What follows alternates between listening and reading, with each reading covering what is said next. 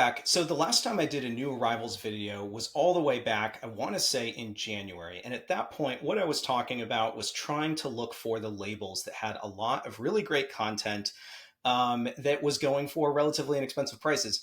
And so, if I'm remembering correctly, I think Timeless Muse was a label that I was really talking up then. And I made it a point of like going out and finding a ton of stuff. And I think partially it was based on me going into a shop and finding, say, like five titles, and then I decided to really embark on a mission to find more, and I inevitably found them. So that I think that was the last time I did a new arrivals video, and I wanted to do a new arrivals video today, not exactly as sort of dedicated to a specific label, but I just think it's interesting when, I don't know, local shops around you end up coming across vinyl and then jazz vinyl, and seeing what turns up in some of these collections. And so sure enough, there's a couple of shops in Atlanta that I've been visiting every couple of days lately to check out and see what the new stuff is that they're putting out, because they're putting it out over a period of time. Got a lot of really interesting stuff. So that is what we're going to talk about today. All right, so the first title that I grabbed is Gene Ammons in Sweden. So this is what it looks like. This is on the Enya label, and the one of the things that drew me in addition to the fact that Gene Ammons is on this record, is actually the lineup. So you've got Horace Parlan, Red Mitchell, and Ed Jones. This is such a great lineup. This is actually from a live session or live recording that they did in 1973, and then this album was put out on Enya in 1981. So they waited a good 8 years, I guess, before putting it out. This one I picked up because it was $10. Okay, so not a huge financial investment. The one thing I will say about this is that it is live, therefore the recording quality isn't quite where it should be. I think that's most evident in some of the introductions that Gene Ammons does, but actually the material, the playing, actually I think sounds fine. Anything else to say? I mean, there's some cool tracks on this. You got Billy's Bounce by Charlie Parker, got a rendition of Polka Dots and Moonbeams. Yeah, I just thought this was an interesting one. All right, the next one is another $10 find. So this is George Adams and Danny Richmond's Hand to Hand. So it's funny that I led with talking about Timeless Muse, because one of the groups that I was really excited about was the George Adams, Danny Richmond kind of collaboration. And I think I found some other titles by these guys on Timeless Muse from around the same time period. This is not on that label. This is on Soul Note. And the lineup includes Jimmy Knepper, Hugh Lawson, and Mike Richmond, in addition to Danny Richmond and George Adams. So recorded in 1980, and yeah, I mean, this isn't the best one that they ever recorded, I got to be honest, but I thought it was pretty cool, and it was super clean. Next one is, I think her name isn't it Lorez? Is it Lorez? I don't know. It's probably a Lorez Alexandria. But anyway, this is her her sort of follow-up to her other one for Impulse, and so they just call it More of the Great Lorez Alexandria. And yeah, this one, okay, so there's like some lamination peel all around, but the vinyl is super clean. This one is $8. I don't know if you can see that. This is like $8. And what was I supposed to do? I mean, the first one is great, and I haven't listened to this one yet, but I bet it's going to be good. And who's on the lineup? So somebody actually wrote in the gatefold Al McKibben, Wynton Kelly, and Jimmy Cobb. And now I'm wondering if that's actually the lineup. It actually, does it not say anywhere? Anyway, I'm gonna have to look that up. Somebody's probably gonna comment and say yes, it is.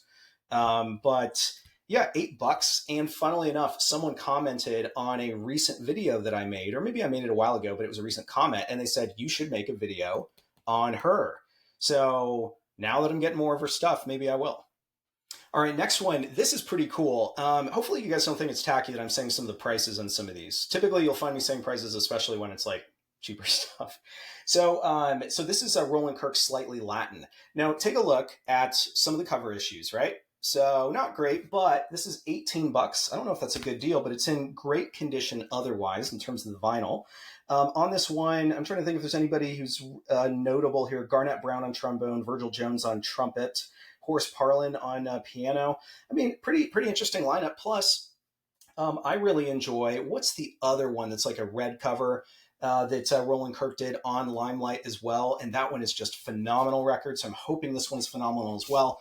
And the other cool thing, if you ever find these old Limelight titles, one of the ways that you know that they're original is because they always did something interesting in the cover. where it kind of just looks like this is an image, but actually, they include like booklets and cutouts in some interesting ways sometimes. Sometimes it like folds out and stuff. Anyway, it's kind of cool, and it's always fun to find these little things inside the gatefold when they're in decent shape. So I'm excited to spin this one. All right, the next one up is a interesting Thelonious Monk double disc. So I got to be honest, I kind of pride myself on knowing basically all of the releases on a lot of these major labels, or at least being aware that they exist. And so it's always surprising to me when I find something like this that I was not aware that it existed. When I first saw this, I thought immediately, oh, that's a reissue. Must be a reissue of something.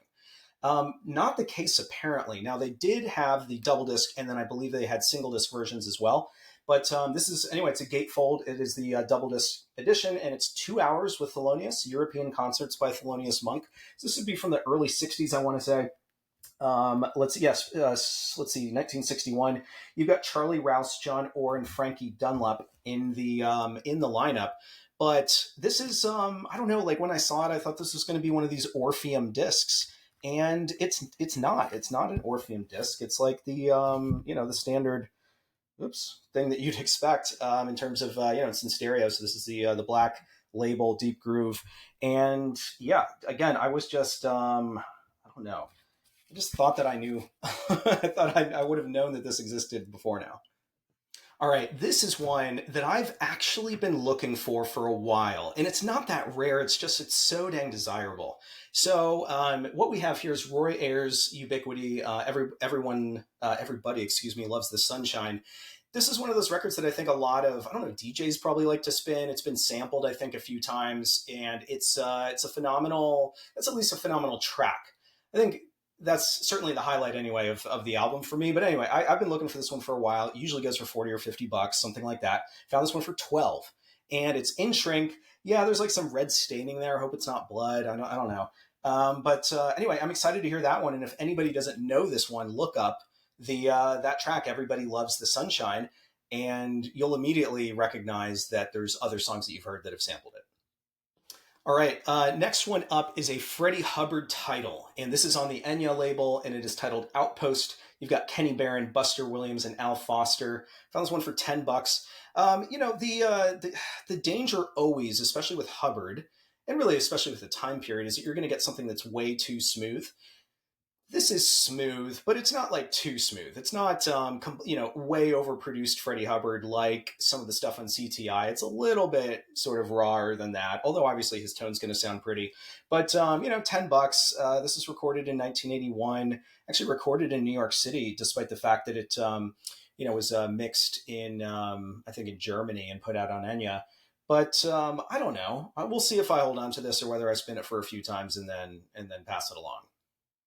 So this was an interesting one. I'd never seen this before in my life, but something about the fact that it's sealed as well as some folks in the lineup, it was one that I grabbed. So this one was $20, probably because it's sealed. I don't think they really knew exactly what it was, but there's a really interesting lineup here. So you've got Joe Lee Wilson, you've got Monty Waters, Rio Kawasaki, Ronnie Boykins, George Avalos, maybe, and Rashid Ali. So this is Rashid Ali's label. Right? And the label is called something or other. It is called Survival Records.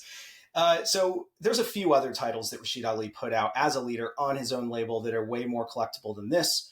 But when I saw this one, and from a relatively obscure label, and because of the lineup, I thought I'd grab it. I haven't cracked this open yet, but I will. I will say that I previewed a track and I was kind of meh on it, but it's just, I thought I'd enjoy unsealing this and being able to spin it, and I'll then decide if I like it or not. All right, I was really excited to come across this one, and I think this is another one that I just wasn't aware of at all. So this is Jimmy Jeffries' Music for People, Birds, Butterflies, and Mosquitoes. Jimmy Jeffrey did just a couple of sort of free jazz-ish albums, and this is one of them. So it's on Choice Records. It's not the only record he put out on Choice. Love to hear the other one. 1973, you've got, Kiyoshi Tokunaga and Randy Kay supporting him.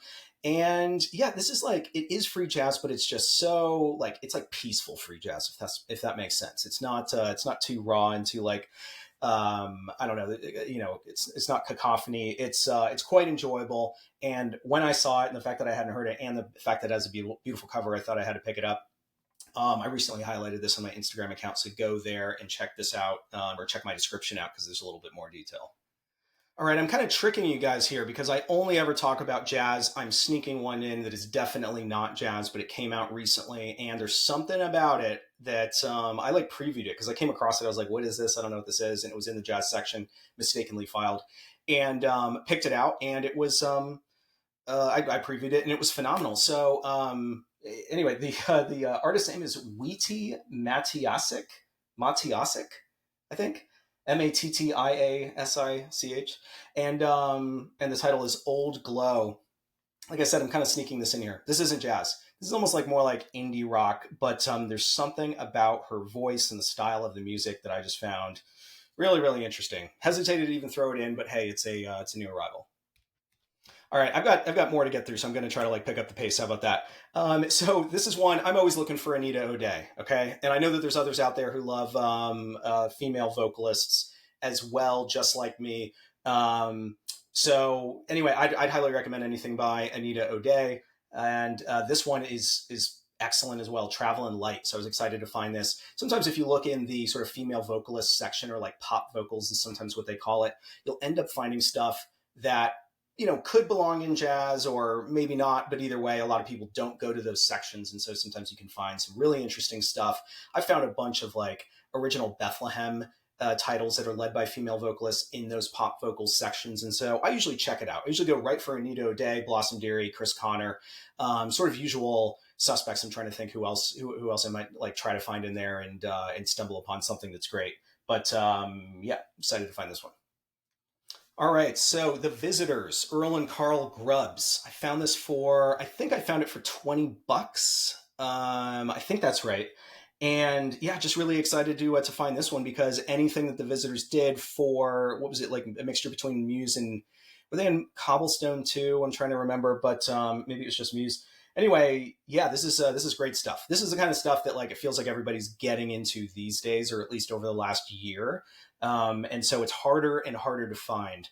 So Kenny Barron, Buster Williams, Sonny Morgan, and Albert Heath. Fantastic lineup, and yeah, fantastic music. I think probably a lot of people who follow this channel, if you haven't heard this one, are going to just really enjoy it. All right, so how about this? Sonny Rollins on Impulse in mono. This was $30 at my local shop, and it's in great shape. And this is an original. I already had a stereo, but I couldn't leave it behind.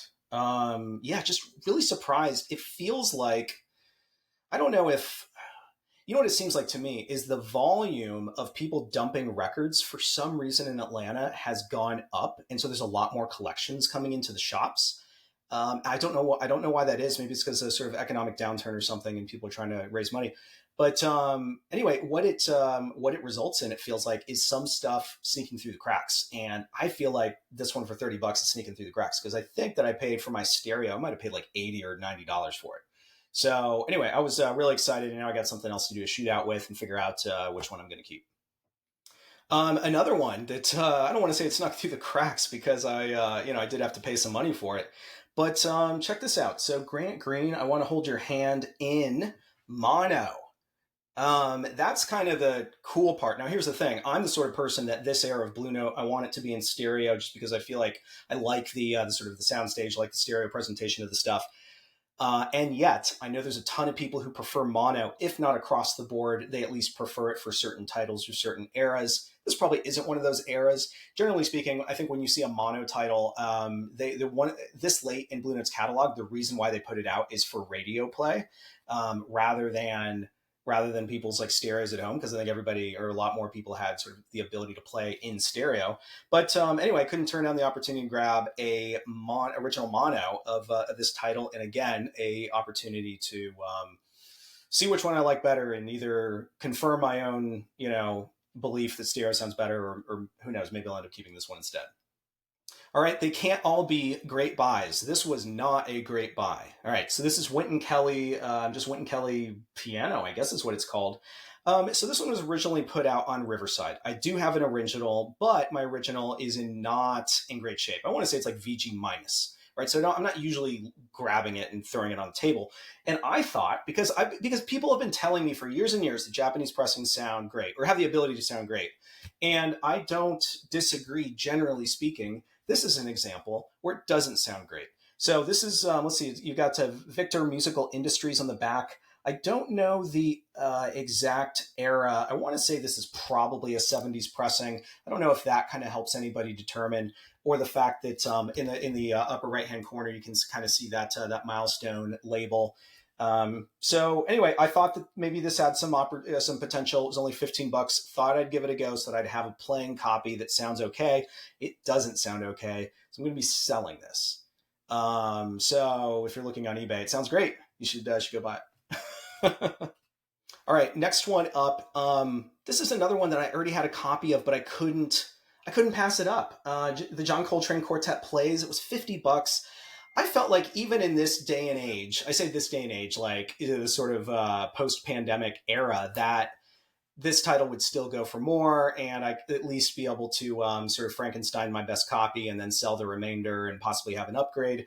And so I ended up grabbing it for 50. And yeah, I don't know, it's stereo and it sounds great. And it's obviously all of this era of Coltrane stuff on Impulse sounds great. And so was just shocked to see this, just not even on the wall, right? It was just kind of, in the bins, just flipping through the bins.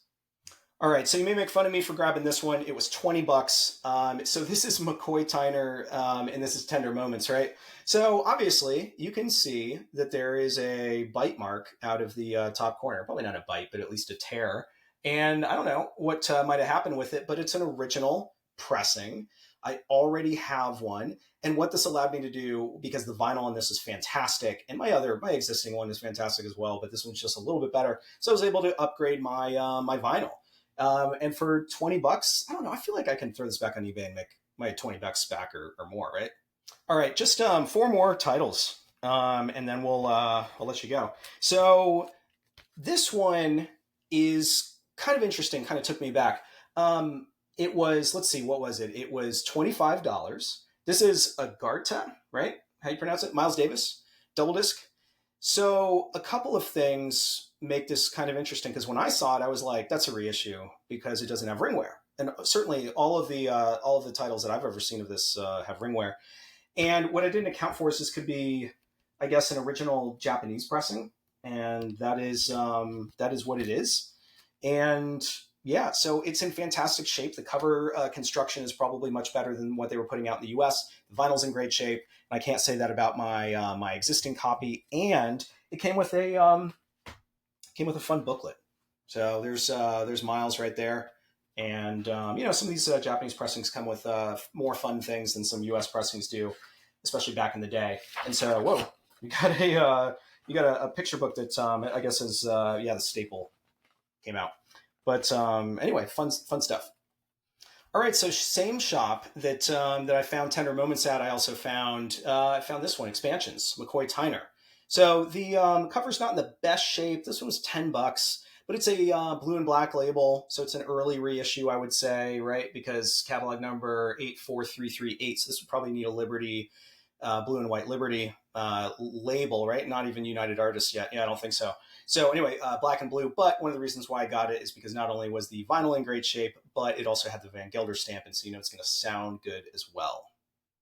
All right, next one up. This is another opportunity for an upgrade for me. I was surprised to find Think by Lonnie Smith for $20, and this is in pretty great shape, including the what do they call it, like the Unipack or whatever pocket on the inside.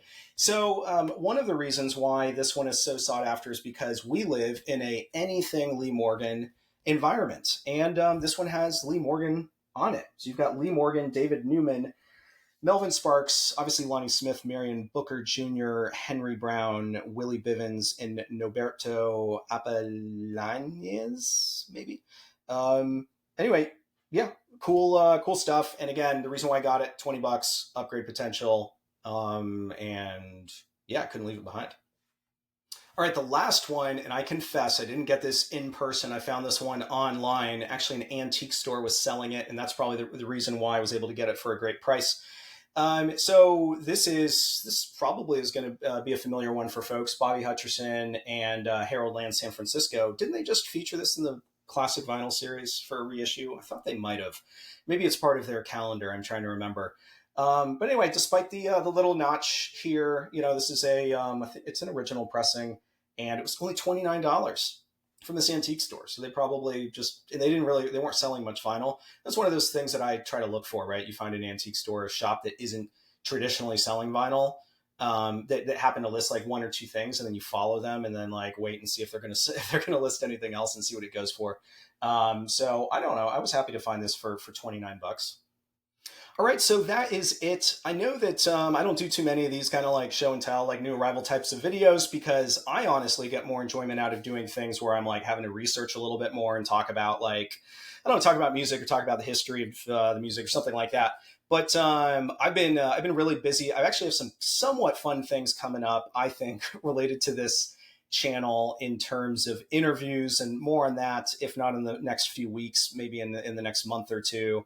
And I'm also planning my next video to talk about kind of my Blue Note catalog project. If you don't know what I'm talking about, I think it was my last video that I made, so go back one and check that out. I think it's going to be really interesting. I've been working on extracting some new insights to kind of share in this format. So look out for that. All right, so let's see. I don't think I said this up front. No, I didn't. Okay, so hit subscribe. By the way, I just hit 4,000 subscribers. Which is, it's fun, I suppose. I just think it's cool that there's so many people who are interested in this kind of content, because I do enjoy making the content. And so that's nice. And when people like it. So speaking of, like the video as well. And as always, go over to Instagram, because I post there every single day, highlighting a different record, and not as much of a review as like a write-up and sometimes some random thoughts. It's something I usually punch out either the night before or in the morning when I'm putting on something to spin before I go to work. So go check that out. I think it could be interesting for folks who want to learn about new music, or I don't know, just hear my random musings. So yeah, my Instagram handle is at what_can_brown. So go check that out. Thanks so much for staying with me, and I'll see you next time.